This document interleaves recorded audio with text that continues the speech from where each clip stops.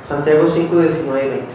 Hermanos míos, si alguno de entre vosotros se extravía de la verdad y alguno le hace volver, sepa que el que hace volver a un pecador del error de su camino salvará su alma de muerte y cubrirá multitud de pecados.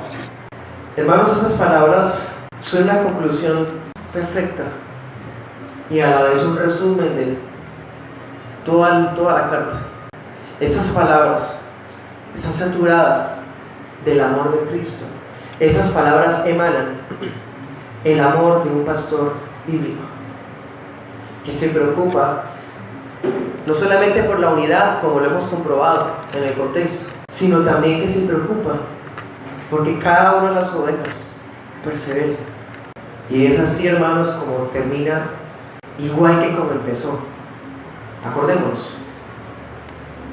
1, 2, ¿qué había dicho? Hermanos míos. Y ahora al final dice, hermanos míos. Todo el tiempo, hermanos, mantuvo ese calor fraternal. Todo el tiempo mantuvo esa cercanía, ese amor paternal, ese amor fraternal. Desde el comienzo hasta el final de la carta. Otra cosa muy bonita e interesante es el 19 cuando dice, si alguno de entre ustedes, ¿sí?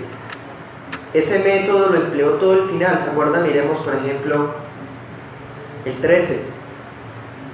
¿Alguno de entre ustedes es afligido? ¿Sí? En el 19 él sigue usando su estilo, ese método, hermanos, tan directo. Porque, como siempre, está hablando en términos generales a toda la iglesia, hermanos míos, si alguno, como siempre, hermanos, tiene esa capacidad pastoral de hablar palabras eficaces para una comunidad, pero a la vez eficaces para cada uno de los hermanos.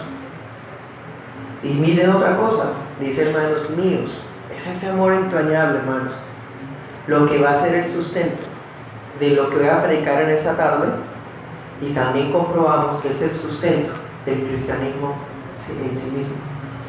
El cristianismo se basa en el amor. Sin embargo, hoy día, por el discurso humanista, secular, hay un concepto tan pobre y satánico del amor, que no es lo que la Biblia dice que es el amor. Lo que vamos a exponer hoy es una prueba de lo que Dios piensa que es el amor. Lo que usted piense que es el amor no le importa, y a Dios tampoco. A nosotros debe importar qué es lo que Dios dice que es el amor. Y con base en ese amor es que debemos nosotros vivir nuestras vidas, si somos realmente hijos de Dios. Estas palabras van a tener un propósito muy especial. No había tocado Santiago puntualmente, pero lo hizo aquí en lo último, en un lugar preciso, hermanos, y vamos a verlo. En esta ocasión, Santiago, nuestro pastor y maestro aquí en esta epístola, quiere destacar el amor, hermanos, mutuo que debe existir y que es un deber entre los hermanos de la iglesia. Por eso dice, cuando alguno, cual oveja, pareciera querer salirse de los límites del redil, querer escapar e irse errantes, huyendo, es ahí, hermanos, cuando esas palabras tienen completa aplicación. Es así como esas palabras son una invitación a que la iglesia, si realmente somos parte de la iglesia, si somos cristianos, es una invitación a no olvidar a que no podemos ser egoístas. Ya que había estado hablando del contexto, personas que estaban sufriendo por explotación laboral, ¿se acuerdan? Personas que estaban enfermas emocionalmente y también en salud. Entonces muchas veces pasa, hermanos, que nos enfocamos tanto en nuestros propios problemas que nos volvemos egoístas, y los más sufridos somos nosotros, los más tristes somos nosotros, y nos volvemos egoístas. Entonces la invitación, hermanos, es a que no podamos permitirnos eso nunca, porque es verdad, quizás esté enfermo, quizás esté pasando por situaciones económicas difíciles, quizás esté bajo persecución, pero aún así tengo un deber para con mi hermano.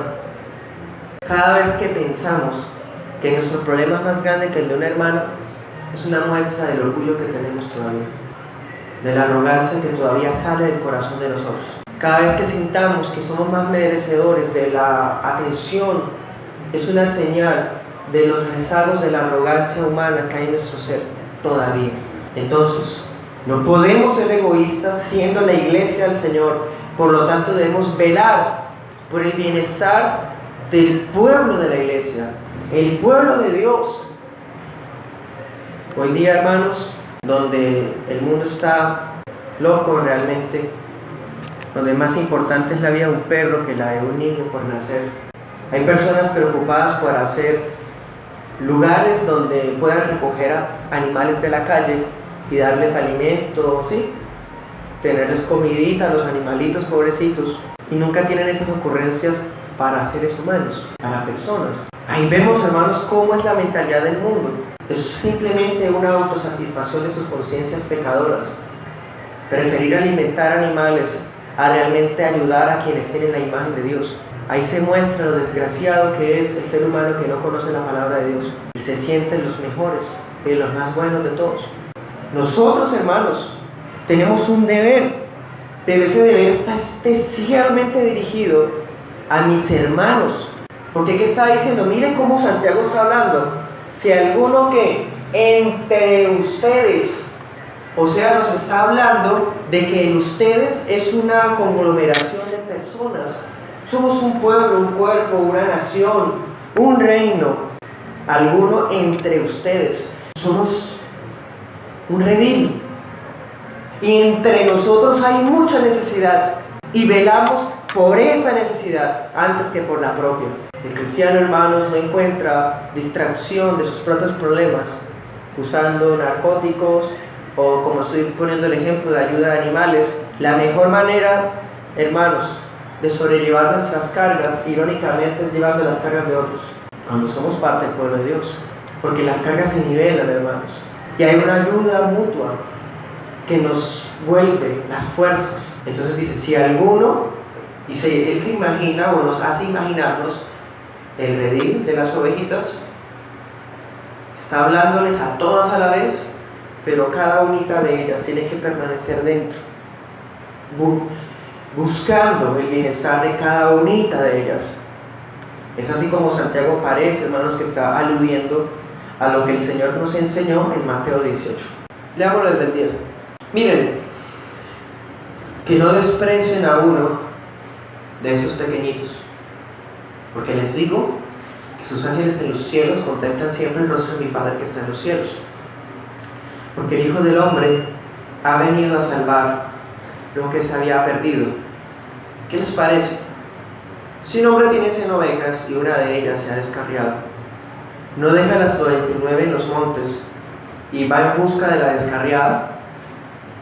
Y si sucede que la haya, en verdad les digo que se regocija más por esta que por las 99 que no se han descarriado.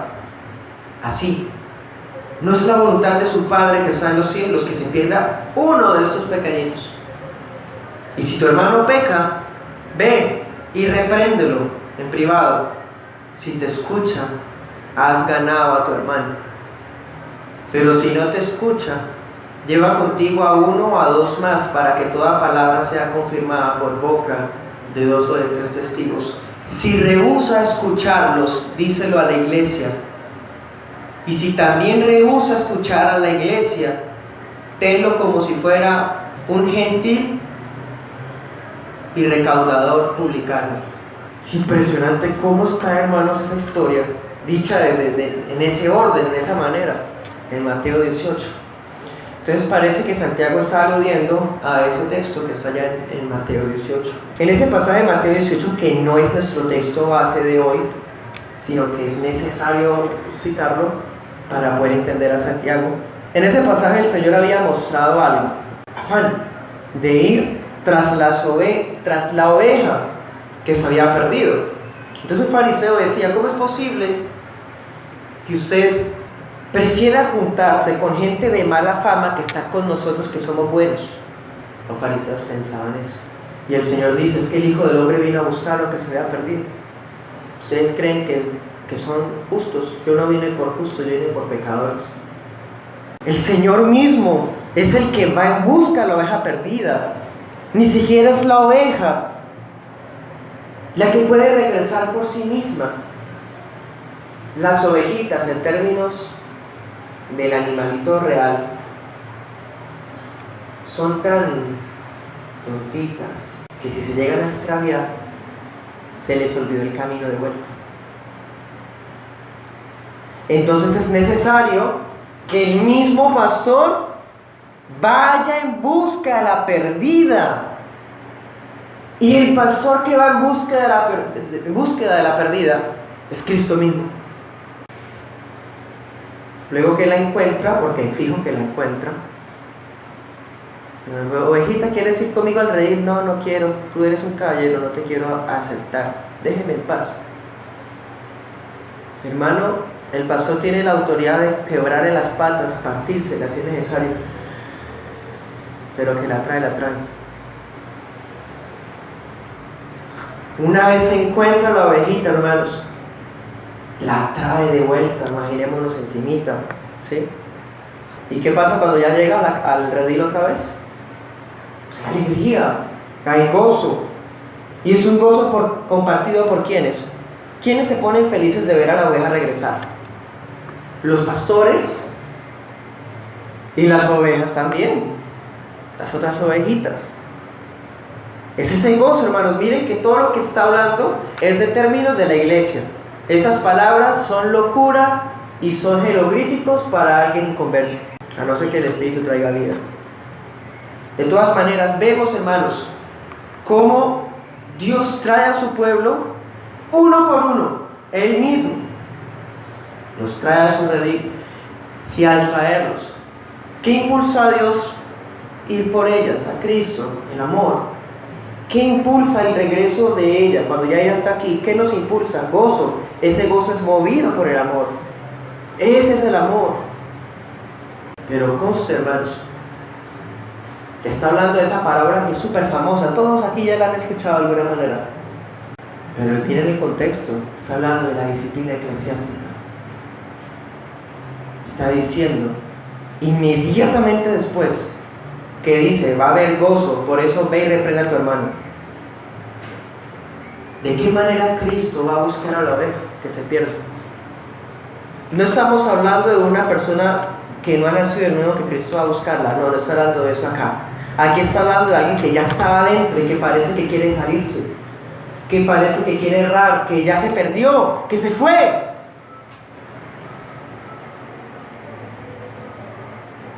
Así que este pasaje no está hablando de la oveja perdida, que nunca ha conocido, sino de la oveja que conociendo quiere largarse al mundo. O está extraviándose doctrinalmente, o está perdiéndose en la forma como vive la palabra. ¿De qué manera Cristo va a ir por ellas, hermanos? ¿Cristo va a venir en persona por cada uno? No. Cristo va en búsqueda de la perdida, sí, ya lo comprobamos. Pero Cristo no va a venir en persona. Será Cristo quien la hará volver. Pero Cristo lo va a hacer a través de la iglesia, a través de los que están adentro. Si alguno entre vosotros parece que se ha extraviado y alguno lo hace volver, ¿ven? Cristo trae a la oveja que está errando, perdiéndose, a través de la iglesia, porque todo lo que la iglesia hace concerniente a esto, de la disciplina eclesiástica, es Cristo mismo el que está actuando. Cuando vamos en búsqueda de la perdida, es Cristo el que está yendo por esa perdida. Cuando reprendemos al hermano a solas por su pecado, es Cristo el que lo está amonestando para que se arrepienta. Cuando se hace necesaria la intervención de terceros, es Cristo el que está interviniendo para restaurar a esa oveja errante. Cuando la iglesia se entera y la persona no se ha arrepentido y la iglesia amonesta públicamente a esa persona para que se arrepienta, es Cristo mismo el que está hablando. Así que el Señor busca a las ovejas perdidas a través de la iglesia. Entonces dice, hermanos, la partícula familiar, ¿no? Míos, sentido de pertenencia, son de mi redil. De mi redil, no es que ya vimos que Santiago es un esclavo de Cristo. Santiago es muy humilde. Santiago no está mostrando sentido de propiedad de las almas de los hermanos. Pero míos es del apego, hermanos, que hay. El amor fraternal que hay. Mi iglesia, mis hermanos, míos. Si alguno. Ahora miremos la partícula sí. Esa partícula sí es un término condicional. Este proceso de disciplina eclesiástica está basado en ¿qué entonces? En el amor. Por lo tanto, estas palabras que está hablando Santiago 5, 19 y 20 y Mateo 18 solamente aplican sí tal cosa. O sea, no podemos actuar como los amigos de Job, ¿se acuerdan? Los amigos de Job trataban de convencer a Job de pecado y de traerlo de vuelta a los caminos. Pero él estaba en los caminos. Estaban tratando de traer de vuelta a su hermano que se había perdido, pero Job no estaba perdido. Por lo tanto, ellos fallaron en aplicar un procedimiento bíblico que no tenían por qué aplicar ahí. Y aplicarlo de esa manera no es amor. Porque ya comprobamos que los amigos de Job les faltó, hermanos, realmente amor. Por lo tanto, ese procedimiento bíblico aplica solamente bajo las condiciones de ¿qué? De que alguien en el redil se extravíe efectivamente, que se haya ido, que se haya extraviado.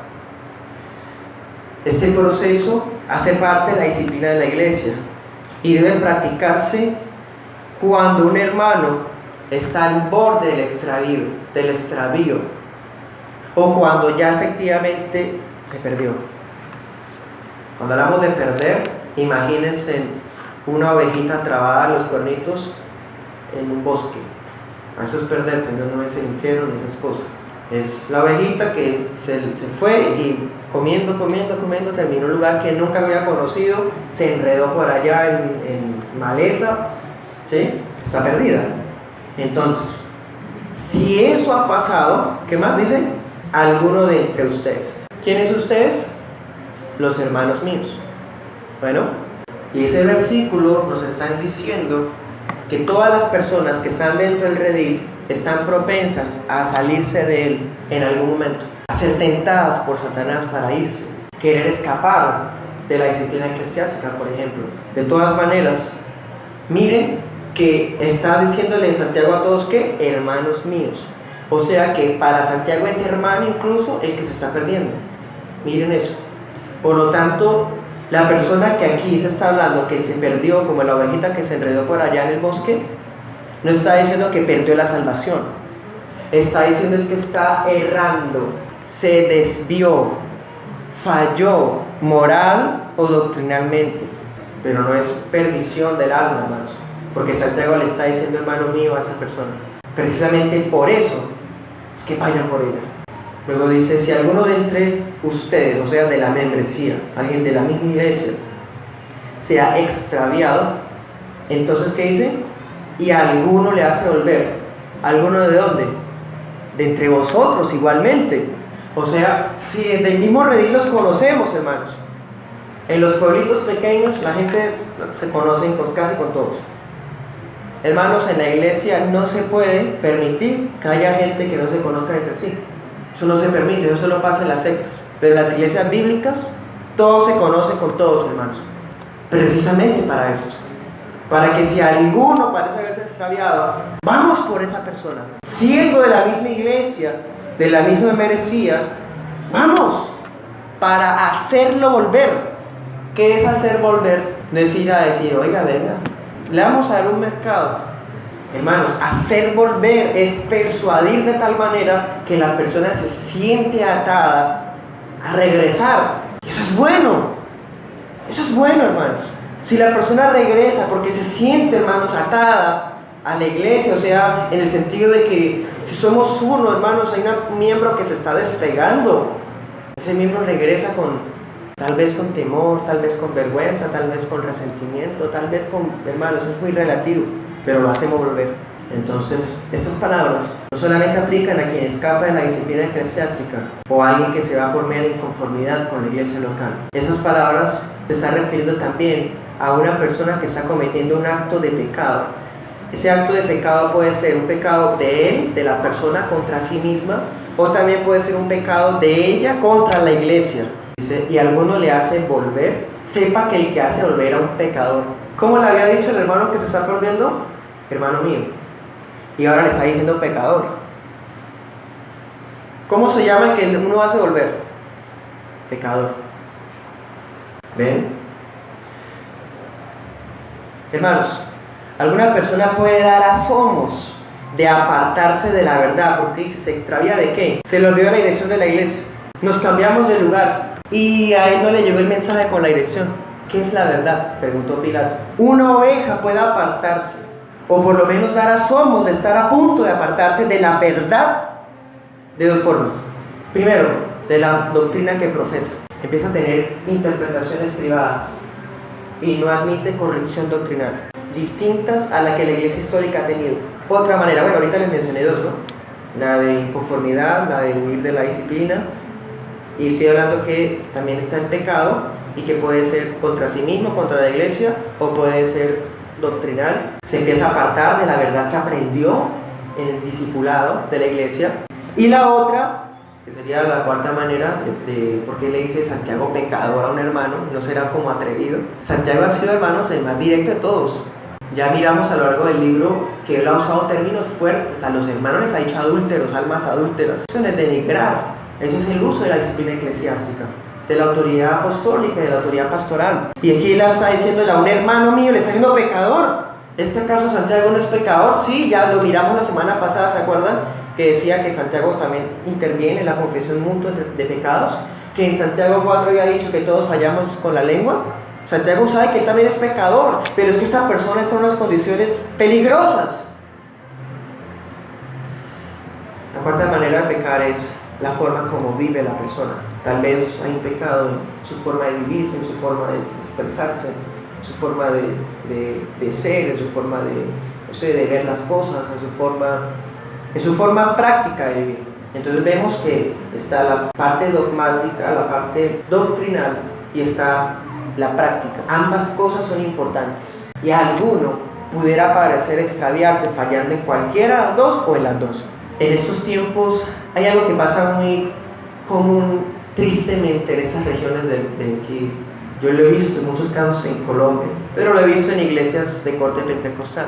Cuando alguna de las ovejas parece extraviarse, la oveja se extravía y nadie va a buscarla. Eso es una falla ya de por sí. Pero hay algo, hermanos, que es peor incluso. Esa oveja anda de redil en redil y no está conforme nunca en ningún lado. Todas las iglesias están mal y esa persona tiene la capacidad de calificar a todo lugar donde va. Y todos son el problema. Será muy interesante, ¿no? Porque si todos son el problema y están en todos lados, ¿será que esa persona es el problema? Si alguno de ustedes se extravía ¿de qué? De la verdad. Cuando alguien se quiere ir, no se está yendo a la iglesia, se está yendo de la verdad. Timoteo dice que la iglesia es la columna y baluarte de la verdad. Querer extraviarse, andar errante cual oveja perdida, es extraviarse. Santiago no está diciendo, hermanos míos, vayan en búsqueda de ese hermano, porque se está alejando de ustedes. Santiago tiene terror de esa alma, de ese hermano, porque se está desviando desde la verdad misma. No se está desviando de la iglesia, no se está desviando de lo que no está de acuerdo, no se está desviando de la disciplina eclesiástica, no se está desviando de la gente, no se está desviando de lo que a él le parece. Esa persona no se da cuenta que se está desviando desde la verdad misma. Cristo es la verdad misma, el cuerpo de Cristo es la iglesia. Las ovejas errantes, como dice Job 39, los asnos monteses, ¿se acuerdan? Que andan en lugares desolados. Hay muchos así, hermanos, pero esos no podemos dudar de que sean realmente hermanos, porque no están siendo rebeldes de ir a una iglesia, están siendo rebeldes de ser parte de la verdad. Bueno, Santiago está diciendo, si alguno de ustedes se extravía de la verdad. Sabemos que la verdad es Cristo, pero miremos en términos de Santiago, ¿qué es eso? 1:18. En el ejercicio de la voluntad del Padre, Él nos hizo nacer por la palabra de verdad, para que fuéramos las primicias de sus criaturas. ¿Qué es la verdad? La palabra. ¿Qué es la verdad? La exposición del Evangelio. La predicación del Evangelio es la verdad. Entonces Santiago está hablando de algo que ya había estado hablando. Miren la conexión. Hermanos míos, habló toda la carta. Si alguno, ya lo habló muchas veces. Entre vosotros también. Extraviado de la verdad, también ya habló de eso antes. El libro ofrece las herramientas para que pueda uno interpretarlo correctamente. Y no empezar a divagar. O sea, la verdad se refleja en la palabra, en la sana doctrina del Evangelio. Por eso es pecador esa persona, porque está errando de la doctrina del Evangelio. Por eso Santiago se atreve a decirle pecador, perdido, extraviado. Regrese, hermano, porque fue por la palabra que nacimos de nuevo. Ahí Santiago lo estaba diciendo. Y se está apartando de aquello que le dio vida. Ahora miremos 3:14. Pero si tienen celos amargos, ambición personal en su corazón, no sean arrogantes, mintiendo contra la verdad. Es lo que les estoy diciendo. Es pecador, ¿por qué? Porque está errando en lo que concierne a la doctrina verdadera. Pero también está errando en lo que concierne a ¿qué? A la práctica sana. La persona estaba llena de celos, pensemos amargura, pensemos rivalidades, que es lo que le está hablando en Santiago 3:14. Esa persona estaba aferrada a la sabiduría animal, terrenal y diabólica y no quería sujetarse a la sabiduría de lo alto. Entonces quería irse y estaba mintiendo no contra la iglesia, no contra los hermanos en los que tenía conflicto, sino contra la verdad misma. Por eso también le dicen pecador, porque estaba pecando contra la sana práctica del Evangelio. Entonces, hermanos, que conste también otra cosa. Santiago no le está diciendo pecador en el sentido de un réprobo, ¿no? Porque dice que nosotros éramos pecadores y ahorita seguimos siéndolo, pero en un sentido totalmente diferente. Ellos no tienen esperanza, están perdidos lejos de la luz de Cristo. Nosotros seguimos siendo pecadores, pero por nuestra naturaleza pecadora que todavía tenemos encima. Además, no es la primera vez que Santiago les dice pecadores. Miremos 4:1, dice: ¿de dónde vienen las guerras entre ustedes? ¿No será de sus propias pasiones que combaten en sus miembros? ¿Qué les había dicho? Pasionales. En términos de Pablo, ¿qué es pasional? Carnal. ¿Se acuerdan de Corintios? Inmaduros, pecadores. Bueno, no es la primera vez que Santiago está hablando tan directamente, hermanos, con términos tan fuertes, no es la primera vez. De hecho, él es el que más habla en esos términos, pero siempre con un amor pastoral. Es así como los términos que un pastor emplea, hermanos, casi siempre no tienen la intención de dañar o destruir, tienen el propósito de hacer ver a la persona la condición real en la que se encuentra. En ese sentido, pareciera que algún miembro de la iglesia, o algunos miembros de la iglesia, pensemos, de la iglesia de Jerusalén, de la de Santiago, estaba dejándose llevar por sus pasiones, no había guardado en el corazón la sabiduría de lo alto de la que ya había hablado en el Santiago capítulo 3, sino que permaneció endurecido en su juicio y esa persona quiere irse, o ya se fue. En el término de Santiago ya se fue. Aquí en este pasaje también miramos otra cosa, hermanos. Ya vimos quién es la verdad. Ya vemos qué es verdad para Santiago: la sana doctrina y la sana práctica bíblica de la vida cristiana. Eso es la verdad. Pero también, hermanos, vamos a mirar otro detalle. Si alguno entre vosotros se extravía, apenas vamos en el 19. Si alguno entre vosotros se extravía de la verdad y alguno la hace volver, el que hace volver, o sea, la verdad, al pecador, como les estaba diciendo, la iglesia es la columna del baluarte de la verdad. Es como si Santiago estuviera equiparando la verdad con estar dentro. Si alguno entre vosotros se extravía de la verdad, la persona se extravía de la verdad, sí, es Cristo, es la palabra, pero también la iglesia, hermanos. La familia, la fe, es la verdad. Él está equiparando la verdad con estar adentro. O sea, miremos que luego dice, el que hace volver a un pecador del error de su camino, está diciendo que es un error el extraviarse, o sea, el salirse fuera de el redil. Es una señal de ese error. Vemos 1:16.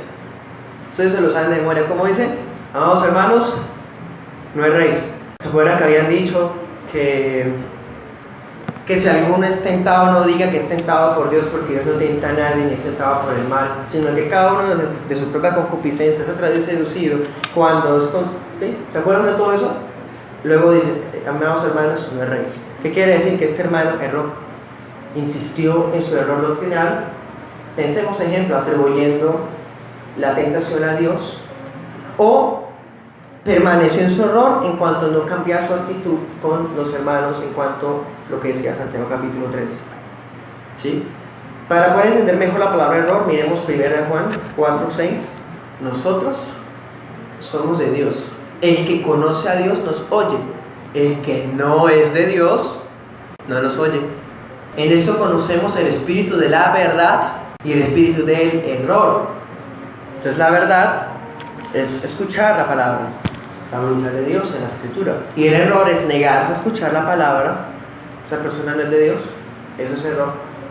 Sigamos. Entonces, hermanos, volvamos allá. Dice, alguno le hace volver. ¿Cómo se hace eso? Los sobornamos, hermanos, con muchos abrazos o con alguna petición que quiera la persona tener. No nos compete eso a nosotros como iglesia. Los hermanos deben usar el amor para intentar restaurar a la persona. Recordemos el pasaje de Mateo 18. ¿Qué decía? Por tanto, si tu hermano peca, ¿qué? Ve y repréndelo. ¿Y qué pasa? Si te escucha, ¿qué pasa? Lo ganaste. Lo ganaste. No es gané porque tuve razón, no. Lo gané a él porque se estaba perdiendo. Aquí no se trata y no nos importa de cuestiones de razonamientos. Yo tengo razón, usted no. Aquí no es eso. Aquí es, hermanos, preocupándonos por la verdad misma, para que juntos permanezcamos en esa verdad misma. ¿Cómo hizo el de Mateo 18 con palabras salidas de la boca de Cristo? ¿Cómo se hace para ganar a un hermano? ¿Qué dice ahí? Ve, repréndelo. Para las gentes de este mundo, reprender no es amor.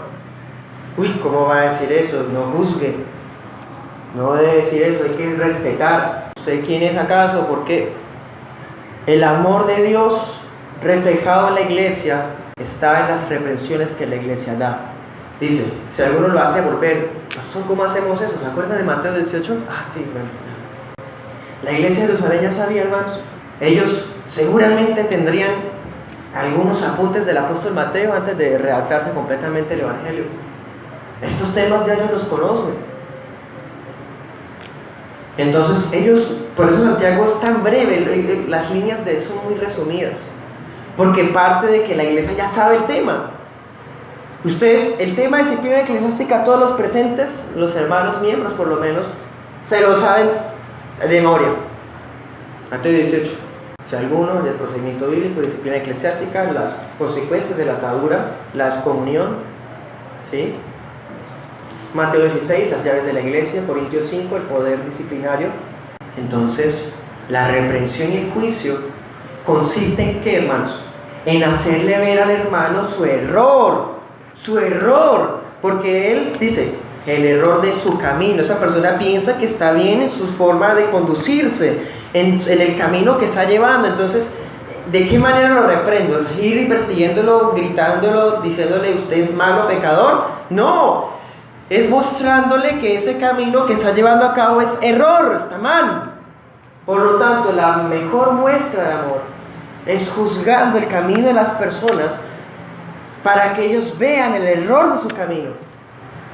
El amor más hipócrita que existe es el que prefiere callarse las cosas por cobardía, por pena. Le hacemos ver al hermano su condición, aquello que está haciendo que sus pies se desvíen de la senda en la que está el redil del Señor. Por lo tanto, la disciplina eclesiástica no es un juicio y misericordia, no es un juicio destructivo, sino que se resume en estos 2 versículos. Porque el propósito de la disciplina eclesiástica es reflejar el amor restaurativo de Cristo. Cristo va por las ovejas a través de la iglesia. ¿Y cómo? De esta manera, no como a nosotros nos parece. El hermano tenía una petición, tenía una exigencia, él estaba reclamando algo.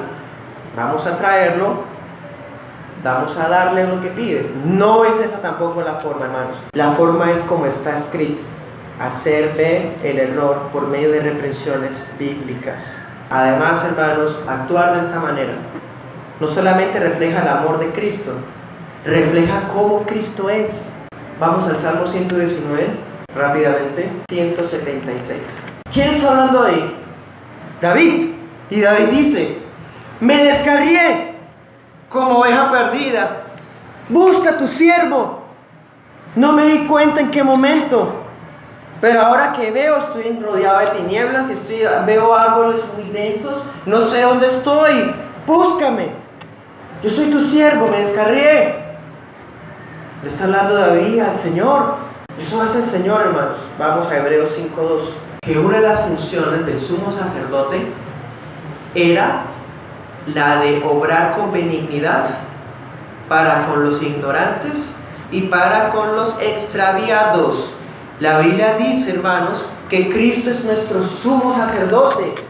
Cristo mismo vino en búsqueda de los extraviados. Cristo es la respuesta a la petición de David. Cristo es el cumplimiento de la profecía de Ezequiel. Cristo es la realización del Salmo 23. Cristo es el que busca a la oveja extraviada. Cuando nosotros lo hacemos, es Cristo por medio de nosotros. Estamos reflejando a Cristo de la manera más sublime que existe en este mundo. Además, hermanos, recordemos un ejemplo de alguien que se haya extraviado y haya regresado. Lucas 22:32. El Señor le dice a Pedro: Pedro, Satanás te va a zarandear, pero yo he rogado al Padre, y cuando regreses, haz también restaurar a los hermanos.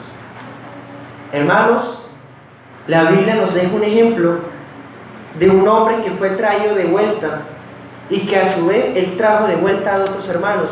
Pedro. Cuando Pedro negó a Cristo, en la historia del gallo que cantó 3 veces, Pedro se sintió tan miserable que lloró por mucho tiempo y le daba vergüenza regresar. Pero Cristo mismo fue por él, hermanos. Y cuando Pedro regresa, ¿qué hace Pedro? Trata de reunir a los 12 que se estaban esparciendo. Entonces, hermanos, que conste, ¿cómo es la manera de hacer volver al hermano? A través de represión de la disciplina eclesiástica, mostrándole el error de su camino. Esa es sencillamente resumidas cuentas. Ahora, es verdad que hemos de mostrar el error de su camino. Sin embargo, tenemos que guardarnos de repetir la actitud que mismo Santiago confrontó. Santiago 4:11. ¿Qué había dicho allá? Hermanos, ¿se acuerdan de esa predica? No hablen mal los unos de los otros. El que habla mal de un hermano, juzga a un hermano, habla mal de la ley, juzga la ley. Si tú juzgas a la ley, no eres cumplidor de la ley, sino que te vuelves juez de la ley. Solo hay un dador de la ley, y juez es poderoso para salvar y para destruir. ¿Tú quién eres para que juzgues a tu hermano? Yo estoy diciendo, hermanos, que se debe juzgar. Ese pasaje no está contradiciendo eso. Ese pasaje lo que está diciendo es: había personas en la iglesia que solamente era quejándose de los hermanos y solamente hablaban mal de los hermanos y tomaron una posición donde ellos no podían recibir reprensión, sino que ellos juzgaban a todos. Ese era el error, hermanos. Entonces, nosotros, aplicando lo de Santiago 5:19, vamos haciendo la reprensión, sí, pero no vamos a repetir lo que Santiago mismo dijo que estaba mal, allá en Santiago 4:11. Voy a reprenderlo, pero no para sentirme yo mejor que él. Voy a reprenderlo, hacerle ver su error, pero no para yo ponerme en la posición de juez de él. Y algún día entonces yo pueda decirle: ¿se acuerda cuando yo fui por usted? Usted no puede decirme nada porque usted se fue también. Eso está mal, hermanos, terrible. No se puede actuar así, eso es lo que Santiago está prohibiendo. Por eso dice: el amor cubre multitud de pecados. Cuando alguien regresa, no tenemos, hermanos, derecho a estar recordando lo que la persona hizo. El que hace eso, hermanos, puede estar convirtiéndose en ese juez. Esa actitud está mal. ¿Alguna vez alguno de los apóstoles le recordó a Pedro lo que Pedro hizo? Jamás. Quedó en los evangelios. Mateo lo escribió, hermanos. Pero que alguien se lo hubiera dicho alguna vez, nunca más. Son cosas que quedan en el recuerdo, como lecciones, enseñanzas, prácticas para la vida de la iglesia, pero no pueden servir para luego reprender. Nuestras reprensiones tienen que ser objetivas, o sea, basadas en la palabra, sino en nuestras pasiones candentes, llenas de autojusticia. No se trata de tomar la actitud de jueces intocables, sino una actitud mansa, como dice Gálatas 6.1. Gálatas 6.1 dice: hermanos, si alguno es sorprendido en alguna falta, o sea, ¿se acuerdan? No se está dando cuenta y un hermano le hizo ver que lo que estaba haciendo estaba mal. Ustedes que son espirituales, resáunenlo en un espíritu de mansedumbre, mirándote a ti mismo, no sea que tú también seas tentado. ¿Qué decía el Salmo 119? Me he descarriado. ¿Qué dice Santiago? Si alguno de entre ustedes, estamos propensos, hermanos, cuando nos ponemos en posición de juez, Dios nos humillará para que nos bajemos de ahí, hermanos, de la manera soberana que quiera hacer. Porque ninguno, hermanos, puede tener una posición donde no se le puede reprender. Dios mismo se encargará de humillarnos si tomamos esta actitud. Por eso es que cuando vamos a reprender al hermano, no solamente le hacemos ver su error, guardándonos de volvernos jueces injustos, en el sentido de recordarle lo que he hecho, sino con misericordia. ¿Por qué? Porque yo también podría caer. No se trata entonces de que las palabras tengan poder o algo de confesión positiva, de que si usted juzga a alguien, entonces te le va a pasar eso, como hablan los budistas con el karma y esas cosas paganas inmundas. No está hablando de eso. Está diciendo es que Dios es celoso. Y si Dios es celoso y justo, ¿cómo, hermanos, nos vamos a atrever a juzgar de forma tan dura a un hermano cuando yo podría estar dentro de las condiciones de él? Bueno, así que debe ser por medio de la palabra, ¿sí? Por medio de la palabra es que se redarguye a un hermano. Entonces miremos, ¿quién es el que va a confrontar? Un hermano en la iglesia, a otro hermano en la iglesia que se está apartando doctrinal o de práctica, o que ya se fue. Ya vimos todo desde la perspectiva del que va a confrontar, cómo debe hacerse. Ahora pensemos en el hermano que se fue. ¿Qué tal seamos algún hermano de nosotros? ¿Cuál es la actitud que debe tener esa persona, hermanos? No puede volverse reacia, negarse a escuchar a los hermanos del rey que lo están llamando con amor. También eso está mal. Santiago 1:21. Por lo cual, desechando toda inmundicia, todo resto de malicia, reciban con humildad la palabra implantada que es poderosa para salvar sus almas. Si se supone que la persona que fue en búsqueda del que se estaba perdiendo o ya se extravió, ¿qué está haciendo la persona? Hablándole palabra. Si esa persona se niega, no está negándose a un hermano solamente, está desviándose de la verdad, está rechazando la palabra implantada, no tiene humildad esa persona necesita ser humillada. Entonces, hermanos, vemos, es por medio de la palabra que se redarguye a un hermano, porque las ovejas escuchan la voz del pastor, que es el Señor en Juan 10. A una oveja no la convence, hermanos, nada, ningún soborno. A una oveja la convence la palabra. Por medio de la palabra que en últimas la persona regresa, porque ella reconoció que la amonestación es cierta, que la amonestación es de Dios, y por lo tanto esa persona muestra que es hija de Dios. ¿Por qué? Porque tuvo espíritu de mansedumbre. Yo le reprendí con mansedumbre y el hermano la recibió con mansedumbre. Es para los dos. Es un hijo de Dios. Por eso regresa, por eso recibe la corrección con mansedumbre y humildad. Santiago termina diciendo: sepa que el que hace volver a un pecador del error de su camino se para su alma de muerte. Las palabras son muy simples aparentemente, pero muy fáciles de malinterpretar. De hecho, muchos las malinterpretan. Algunas sectas, incluyendo a Roma y a los testigos de Jehová, muchos de esas personas enseñan que si yo le hablo la palabra a alguien, soy salvo. O sea, uno es salvo proporcional al número de almas que uno se gana. O sea, uno recibe perdón de pecados cuando uno reprende a un hermano equivocado.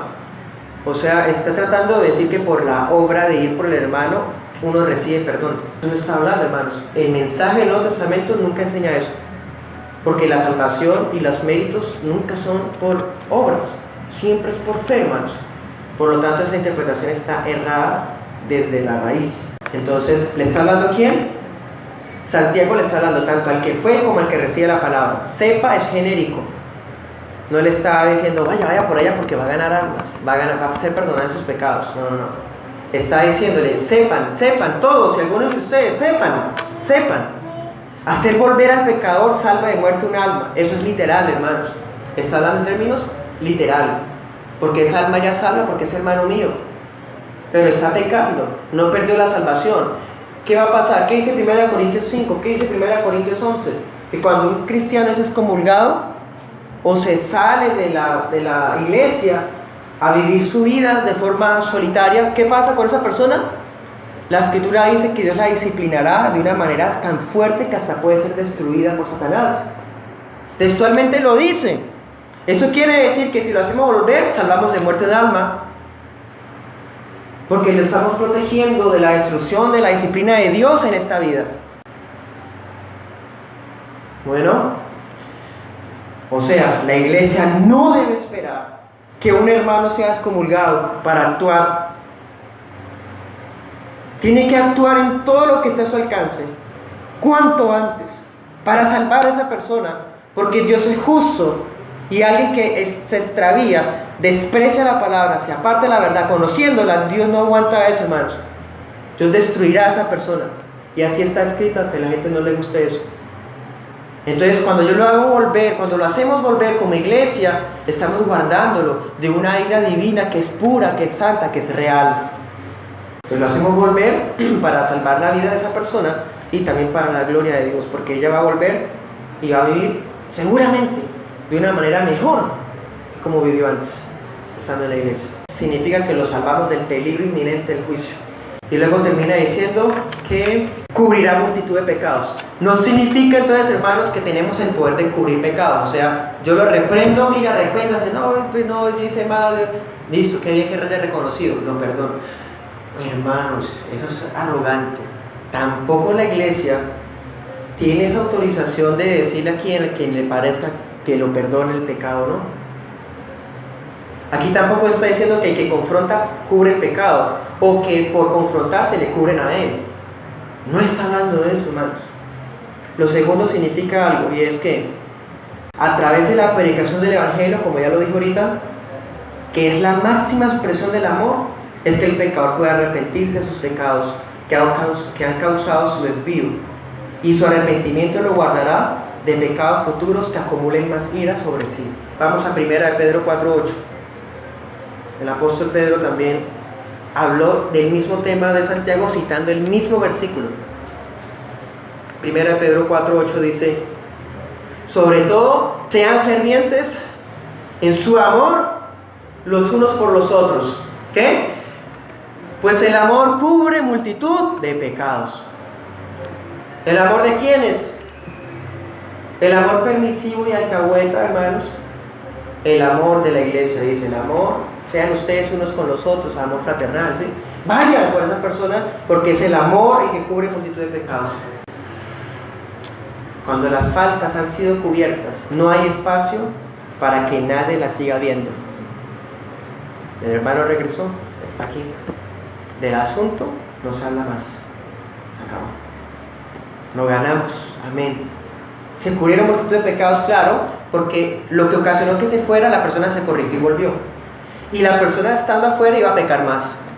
Entonces lo cubrimos de pecados incluso futuros. Entonces estando acá ya no vemos porque el pecado se cubrió. ¿Cómo se cubre? Por amor. Estar viendo las faltas del hermano es falta de amor, porque el amor cubre las faltas, no las descubre. El amor, hermano, nos saca siempre para escarbar y descubrir. No, el amor cubre las faltas. No se trata de hacernos los ciegos, ¿no? Porque de hecho de eso no se está hablando. Se está hablando de reprender. Pero ya pensemos en el hermano que ya se restauró, volvió. Amén, lo ganamos. ¿Sí? Ya cubrimos eso. Como si no hubiera pasado. Será un relato estilo anécdota. de la iglesia. Pero para sacárselo en cara sería, hermanos, algo que no está bien. Ya no veremos más el pecado del hermano, sino que el amor incondicional que nos busca a nosotros y nos transforma a nosotros, al hermano también lo transformó.